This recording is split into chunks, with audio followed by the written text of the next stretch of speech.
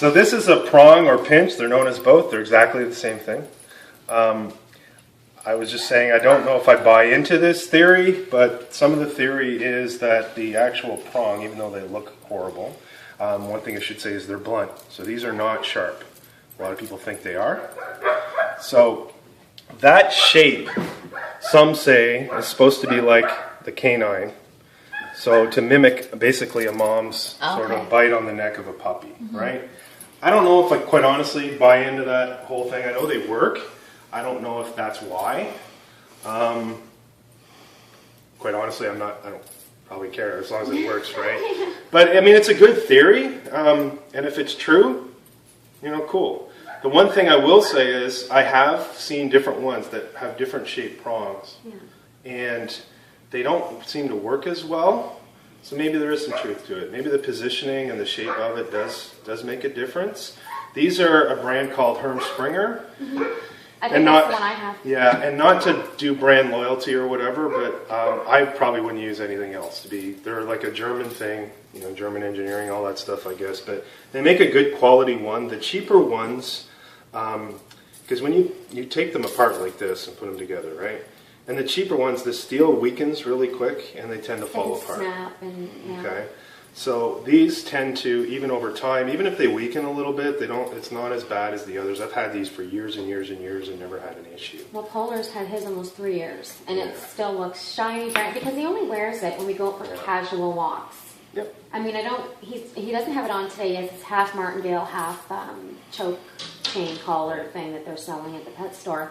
But he only wears it when we go outside, because if I don't have control over him in this environment, like there have been dogs that have run across the street just to try to attack him for some reason, and it's the only thing that stops him. Like, he controls it, not me. I just stand still, and he'll pull, but then he'll stop because he's like, if I pull, it's going to pinch my neck, it's not comfortable, and, mom's not moving either. Exactly. Well, it's the way we put more emphasis on that. Like, even if you're doing regular leash walking with a dog, if they pull ahead, one of the methods is to stop and turn direction. The dog eventually learns, okay, I got to keep attention to you because you're moving and changing direction, and I got to follow you. That's what I'm actually doing with Polar, because I am taking some... with the classes. Yeah, it's a common thing to do. Whether you overlay a tool or not in that, it's sort of optional based on who the trainer is, whether they think the dog needs it or not. But something like this obviously puts a little bit more emphasis on your turns. If you end up with a taut leash,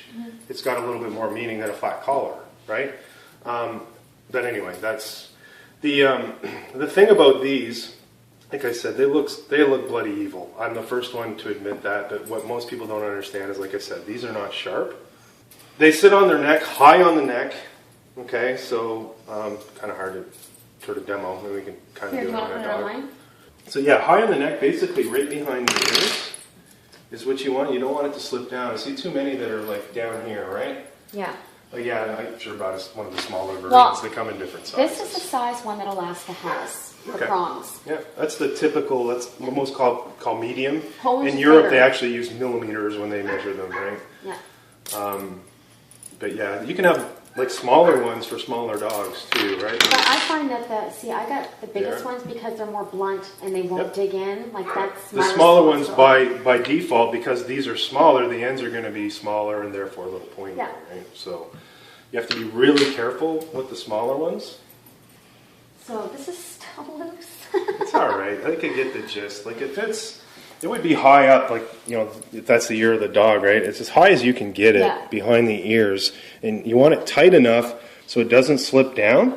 But you also want it so you can get like a couple of fingers underneath, right? So it's like a careful sort of adjustment sort of thing where it's tight enough where it doesn't slip, because that's kind of the most sensitive part. And then the other one is you want to make sure it's not too tight. Because if it's too tight, then it's kind of on all the time, if you will, right? You only want it to be engaged when there's pressure on the leash. Well, and I think too, with having it higher up on the neck, it also ensures that you have the right amount of prongs for the size of the dog's neck, because you don't want to have the whole throat area. Like, this typically not. What I tend to, and most people, sort of the accepted practice, I guess. There's no right or wrong, but typically I walk the dog on the left. Yeah. So if I have it on the left, I either want where the leash attaches on the top part or sort of to the side. I usually don't want it on the other side because then you're kind of pulling over, right? So you want sort of a direct line as much as possible.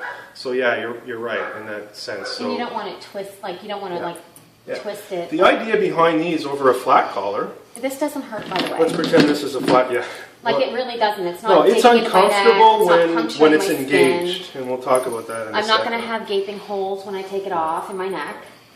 The flat collar, so let's pretend this is a flat collar. Obviously it's an e-collar, but the thing with the flat collar is this is in the front of the dog's neck and it's pulling. What tends to happen is like this, right? So all the pressure is right where the dog's pulling. And if they're pulling ahead, it's right on their trachea. So that's the big argument that a lot of trainers who support these say is, as long as you don't position the prongs right over the trachea, this spreads it out across the entire neck on these pressure points.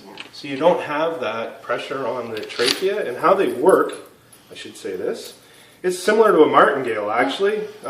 Actually pretty much the same thing. So you have what I call a dead ring. So this is what a lot of people refer to as the action in the collar. So this is the dead ring. This is where you would attach the leash. And this is another thing with sizing. I don't know if you can see that in my hand. But with the sizing is you never want the collar to be able to touch the ends on that ring. The collar's way too loose if you have that. You want to be able to pull this in and it not stop, right? So that it's making contact sort of thing. And then when the pressure lets go, it's hard to show in my hand. But when you let go of the pressure, just like a martingale, it'll loosen and the pressure comes off.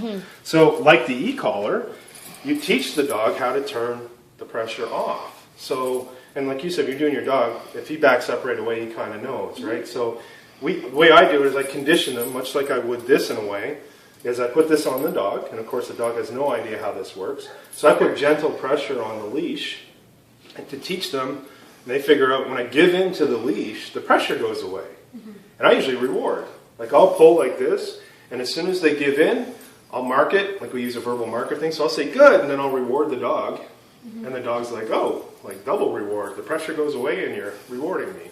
So I teach them how to turn it off, and then they're familiar with the pressure. So when they first feel the pressure outside doing something, it's not like, oh my God, what is that? I've conditioned them to know what it is and how to turn it off. You give into the leash, and we don't have a problem. If you continue to pull on the leash, it's uncomfortable. I wouldn't say painful. If you're yanking on the leash, like that's not how they're supposed to be used. Now you can do like little leash pops to give it a little bit more emphasis, but then it's just on-off, right? So, but if you're sitting there either always pulling on it or yanking on it, then that's misuse of the tool, for sure. Okay.